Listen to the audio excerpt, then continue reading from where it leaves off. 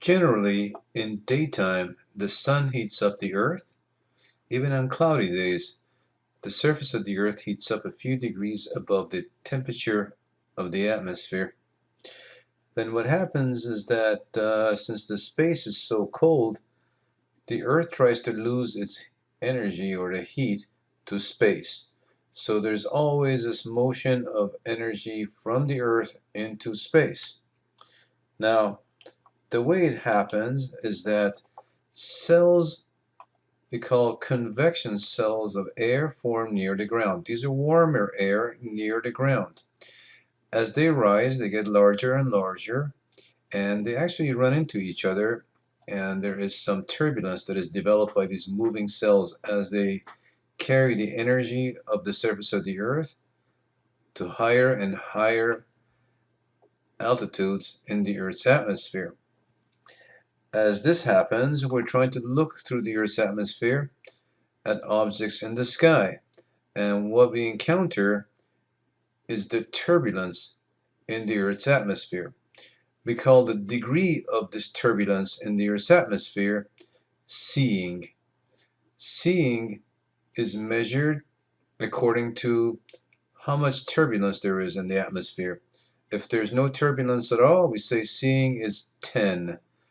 If the atmosphere looks terrible and the stars are blinking very fast, we say seeing is a 1. So the worst is a 1, the best is a 10.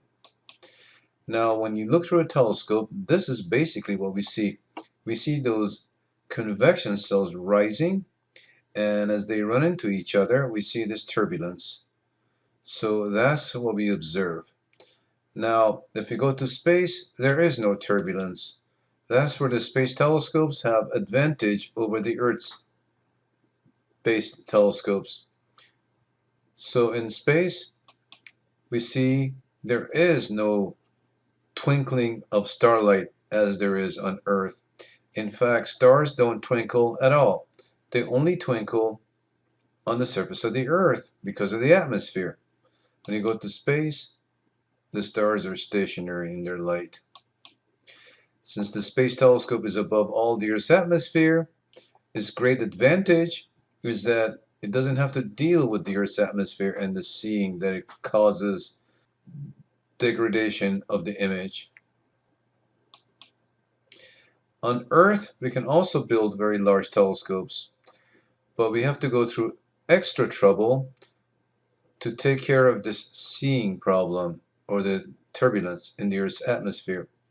And the way we deal with it is by using actuators to use these actuators to change the shape of the secondary mirror and the primary mirrors of our telescopes. And the way we do it is by using lasers. We point these sodium lasers to the upper atmosphere, and by looking at the shape of the stars and how the atmosphere changes the shape of the stars, we can correct for that using fast computers and actuators that can change the shape of our mirrors. Earth telescopes have the advantage of light gathering.